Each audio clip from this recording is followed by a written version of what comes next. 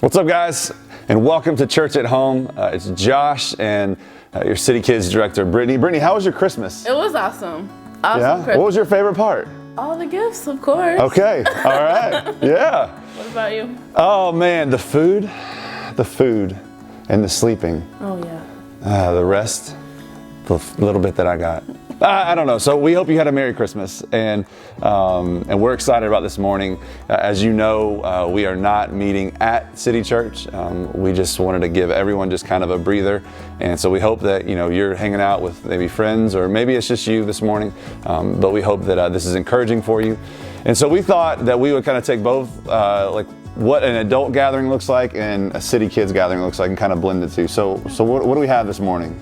So every morning in City Kids, after we worship and kind of play a game, we always watch the So-and-So show. Yeah, So-and-So show, I love it. So-and-So show, and it is so funny. The So-and-So show is so funny. Yep, got it. So funny. Yeah. So the show basically just introduces the topic to the kids in a way that they can understand and relate to and remember. It sets the Bible story up super simple for them to get and to enjoy, and they really do love it. Awesome. So what we thought is we would start off today with the So-and-So show and watch through that, and then I'll come back up with a couple other thoughts and lead you through some questions that you guys can talk about amongst yourselves, and hopefully just have a really cool Sunday morning where we're able to take steps closer to Jesus.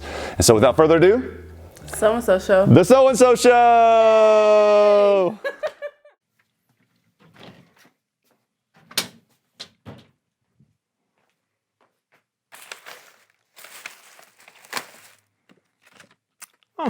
Dear Brandon, I'm sorry I forgot to give you a Christmas gift on time, but don't worry, I got you exactly what you've been wanting. John. Does he know I want a pair of Beats headphones? Oh, please be Beats. Please be Beats.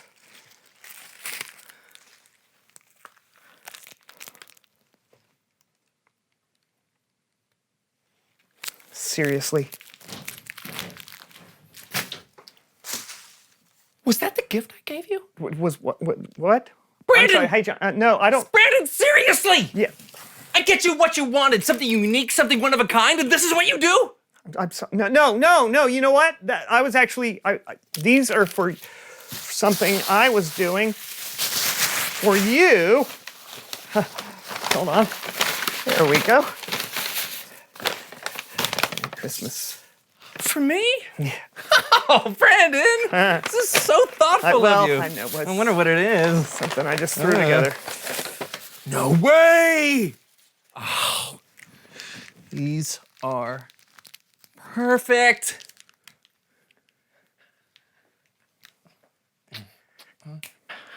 Oh, my favorite song.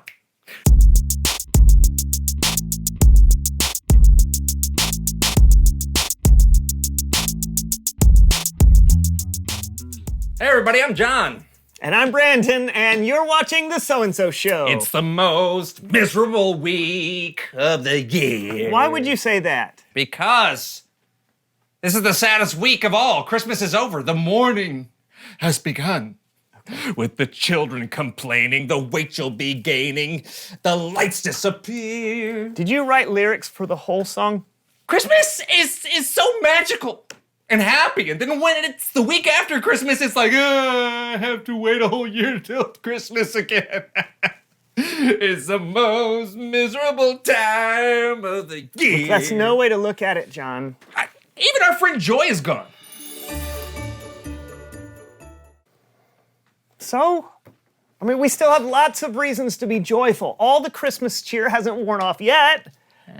Maybe. Hey, if I can't convince you, maybe someone else can. Please welcome someone who knows stuff.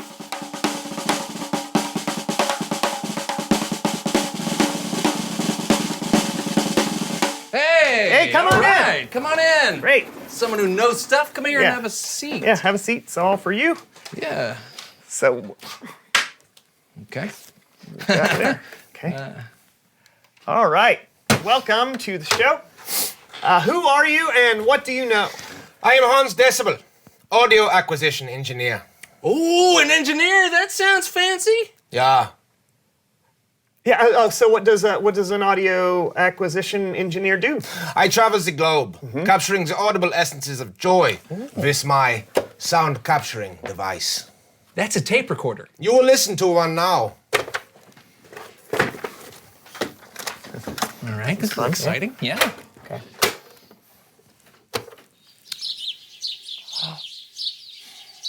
Heck, yeah, that's kind of nice. Yeah, actually, I feel like it's springtime already. Exactly. With Hans Decibels, joy sounds. You can bring joy with you all year long. Oh, so these sounds are for sale. That is correct. Oh, great. Hans Decibels, joy sounds. It's just $42.97 per month for 16 months. Oh, well, that sounds reasonable. To whom? What do you... Now, we listen to another one. Sure, I'd love to, but Yeah. yeah, Oh. no. wait, Okay, it's- this one be good. All right.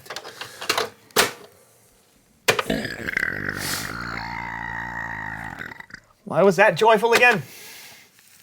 Because the sound of a healthy digestive tract should bring joy to any man, woman, or child. Now, another one. That Actually, I makes think sense. we've kind of run out of time for Eh? this.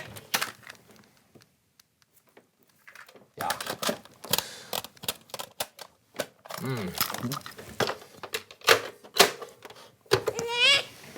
Oh, the joy of new life. Do you have anything a little more peaceful? Yeah. Yeah. Thank you.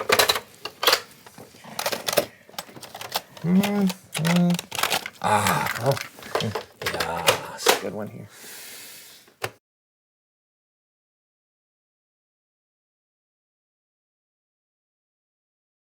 Is it broken? Don't speak over it. The sound of agriculture? No. That was the sound of an eagle feather dropping on the floor of an empty storage unit. All right. Hey, you know what? That's all the time we have for that. Thank you so much for being on the show today, Hans. Yeah. It brought me great joy. Now, would you like to buy one of Hans Decibel's Joy Sounds cassette tape sets? Yeah. He's good. that- He's good. Very well. Thank you. All right. right, thank We'll see you later. Arrivederci. Okay. Oh, wow. All right. Bye. I can't wait to hear from you. Because you do that. Man, that guy was filled with joy. It's Bible story time with Kellen.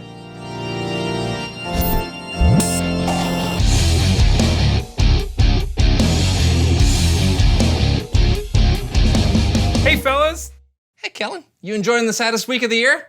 There'll be gifts for returning, the chestnuts are burning, the cookies have caused tooth decay. All your joy is expended, vacation has ended, next Christmas is far, far away. Okay. Well, are you guys ready for the Bible story? Yes, please. What do you have for us today? Well, today we are in the book of Matthew, chapter 2, sometime after Jesus was born. There were wise men who lived in the east.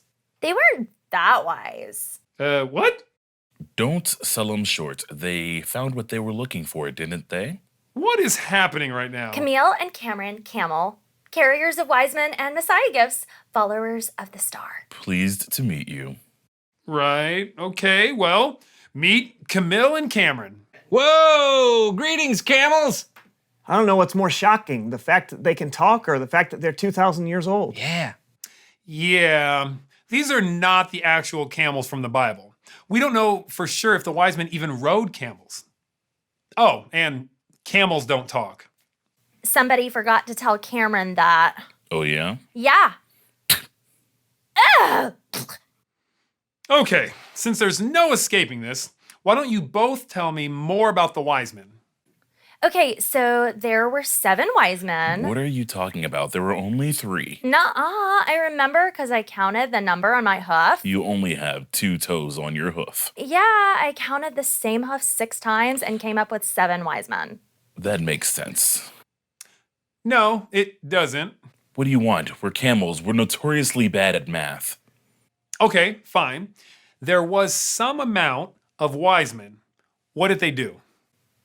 They like to look at the stars at night, like a lot. And one day they saw this star in the sky, and that meant something. It was something super important to them, too. because they packed a bunch of presents on our backs, climbed on, and we started walking west to a city called Jerusalem. We walked for 700 miles. No, it was 300. I counted my hoof. Never mind. Let's just say you traveled a long way. What happened when you got to Jerusalem? The wise men started asking people, "Where's the child who's been born King of the Jews? We saw his star when it rose, and we've come to worship him." See, they knew somehow the star they'd seen meant a king had been born somewhere near Jerusalem. Yeah, how'd they know that anyway? Hello, they were wise. Oh, yeah. Anyway, they're asking all these people about this new king, and the next thing we know, we're being taken to see the king. In secret. Yeah, it was all really hush-hush. You shh. So, the wise men were brought to King Herod in Jerusalem. Apparently, word had gotten around that the wise men were asking about a new king, and King Herod was upset about it. If there was a new king, what did that make him? I knew that king was up to no good.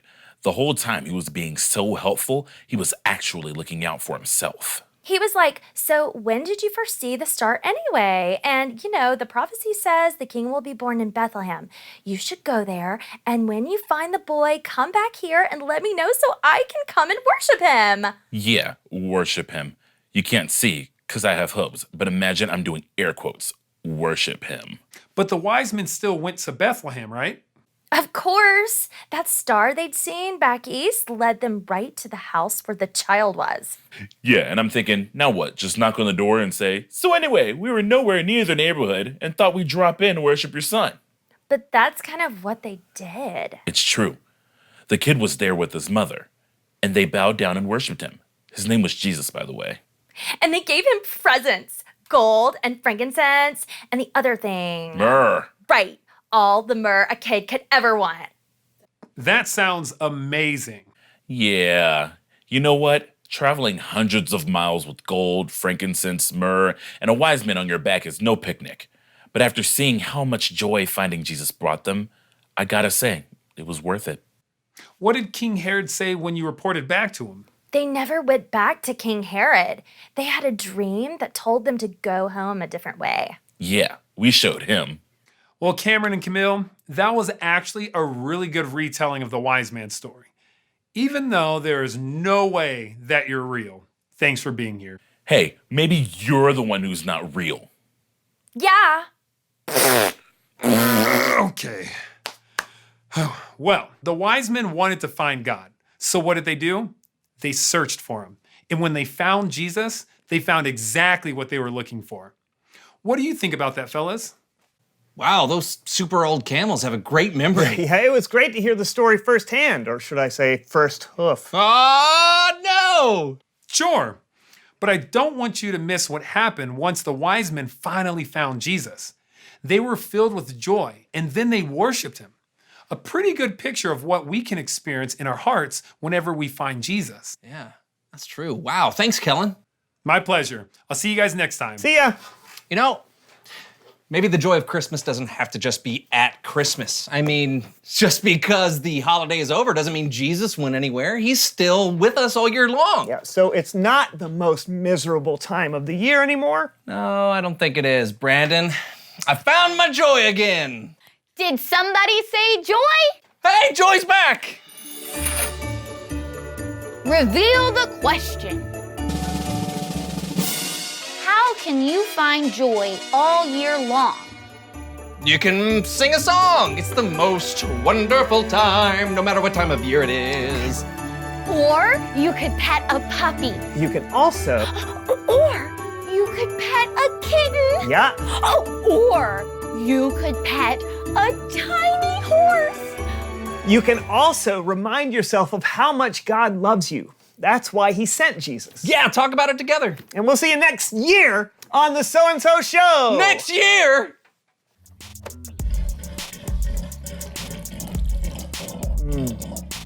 A clogged faucet.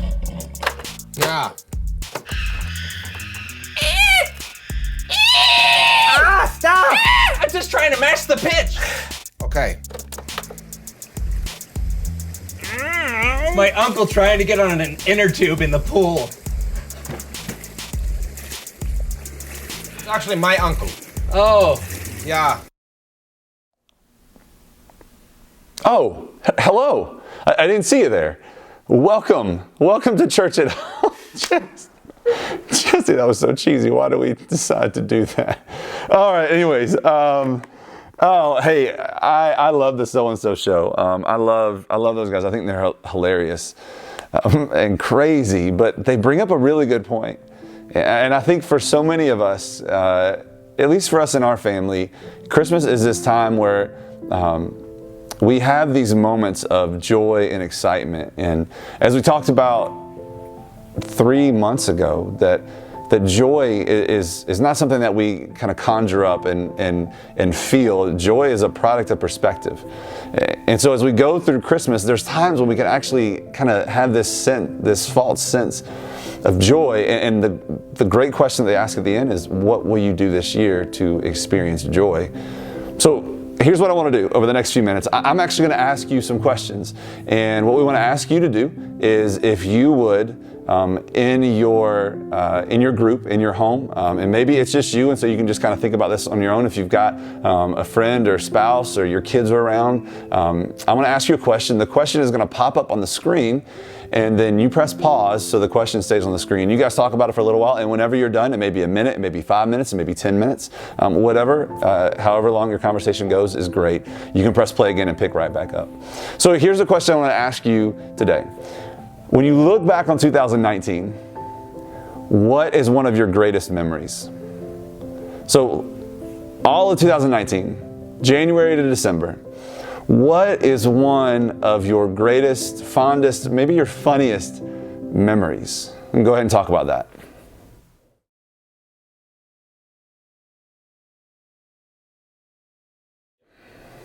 So as you were talking, hopefully there's some smiles came to your face, maybe some laughter.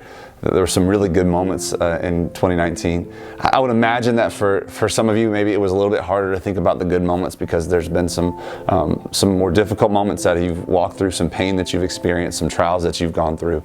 And that's true for so many of our lives. And along with those, we could probably look back on 2019 and say, at the beginning of the year, I had these dreams and ambitions, and I thought I'd be one place, and I'm not where I thought I would be.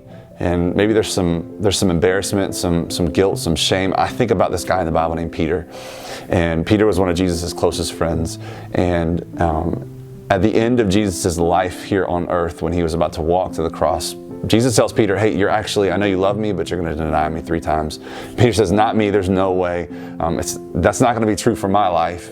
And what happens is Peter begins to do that. 3 times he denies Jesus. And so Jesus dies on the cross. He resurrects. He comes back to life 3 days later. And he actually comes to some of his disciples, and they're fishing. And Jesus comes to the shore, and the disciples come to the shore, and you have Peter. And I can't imagine what Peter was feeling. Maybe similar to what you feel on this day, thinking back to 2019. I dropped the ball. I messed up. I wasn't the kind of dad I needed to be, the husband. I wasn't the wife, the worker. I wasn't the person, the man or woman I needed to be this past year. I imagine that's what Peter was feeling. And so Jesus walks and comes to Peter, and he asks him a question. He says, Peter, do you love me? And Peter says, yes, Lord, you know I love you. And so he asks him again. He says, Peter, do you love me? He says, yes, Lord, you know I love you. And he says, so feed my sheep. And then he asks him a 3rd time. And in John chapter 21, here's how Peter's response is. So he said to Jesus, or he said to Peter, he said, Simon, son of John, do you love me? And Peter was grieved because he had said to him the 3rd time, do you love me? And he said, Lord, you know everything, and you know that I love you. And Jesus said to him, feed my sheep. Notice what's happening. That Peter denied Jesus 3 times. And so Jesus asked Peter a question 3 times. Did Jesus need to ask Peter that question 3 times? Did Jesus know the answer to that? Of course he did. But what I think is happening here is that Jesus is redeeming what Peter thought was lost. Peter thought that he had lost his moment. He had lost his future. He had lost his potential. He had lost what he thought he had in this relationship with Jesus. And Jesus says, no, I can take your failures and change them to make you a better follower in the future. And I think that's what we need to understand with us is that when Jesus sees us, he doesn't see our past, he sees our potential, he sees our future, he sees what could be. And the reality is that what's standing in between us and what Jesus has for us, even in 2020, even tomorrow, is not Jesus. And it's not our circumstances, it's us making the decision to choose to love Jesus. And just like Jesus' response to Peter, his response to us is the same. So if you love me, then let's get to work. And I think in order to experience something that we've never experienced before, maybe a new relationship with Jesus, new steps towards him, I think we have to do things that we've never done before. And so here's the next question for you. In order to experience things that we've never experienced before, we have to do things that we've never done before. So what are some of the things that need to look different in your life in 2020 so that you can experience Jesus more fully? So go ahead and talk about it for a second.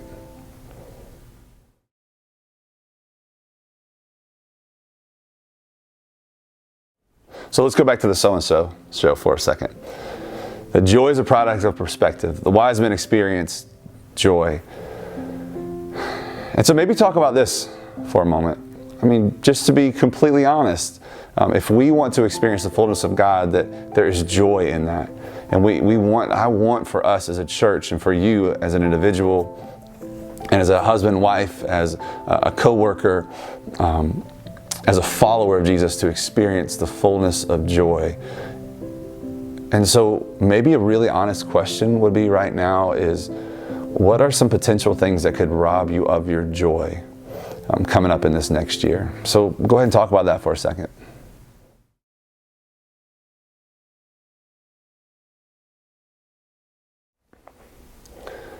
So as you look at the wise men and this joy they experienced, I think we have to remember that the wise men didn't experience Jesus the way that the other characters in the Christmas story experienced Jesus. Like, this wasn't baby Jesus wrapped in swaddling clothes. This was like toddler Jesus. This was a year or two after Jesus was born. And so he was walking around mumbling. He wasn't this eloquent speaker when he was 6 months old. I mean, this was toddler Jesus. But what I love about the wise men is when they arrive, they give and they bring Jesus their best. And it wasn't just their best, it was intentional gifts, gold, frankincense, and myrrh, intentional gifts that fulfilled and would prove to us to fulfill the prophecies that this was the Messiah, this was the King, that he is the King and the Savior of the world. And so as we look at the wise men, as we look at the Christmas story, and we see these intentional gifts that the wise men bring, over the next year, maybe the last question to work through right now, is what intentional gifts will you bring Jesus this year? What intentional gifts and passions that you have, giftings, talents, abilities that God has placed inside of you, what will you intentionally do to advance the kingdom and to make Jesus famous in 2020?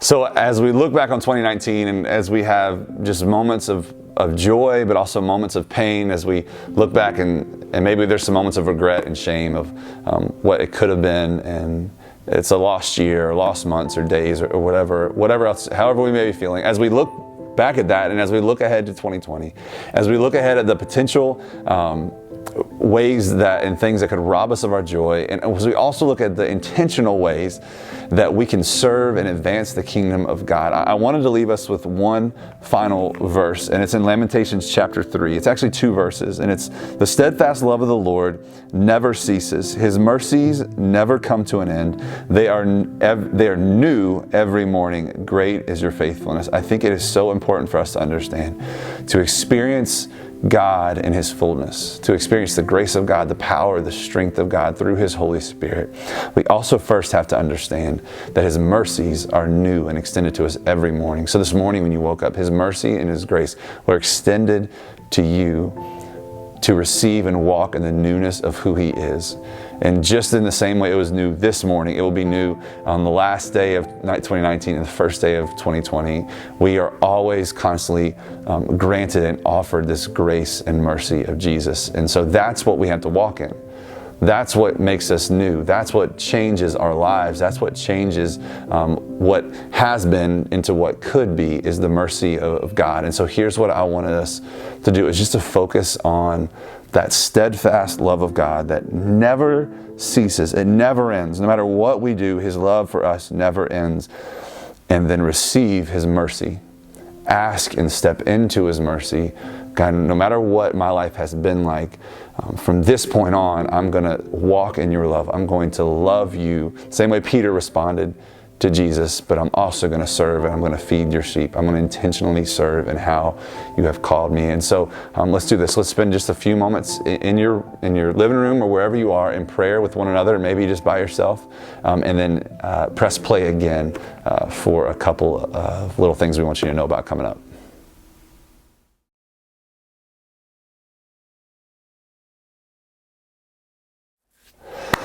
And so how do we get people to know and to be reminded, like, we'll be back at church next week, right? Like, we haven't left the building completely. We're just chilling this morning. Like, we'll be back next Sunday. What if we need like a commercial or something? Like, I can close my Bible and.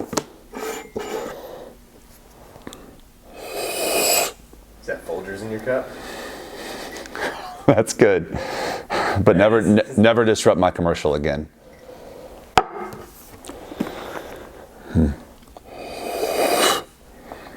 Are you parched?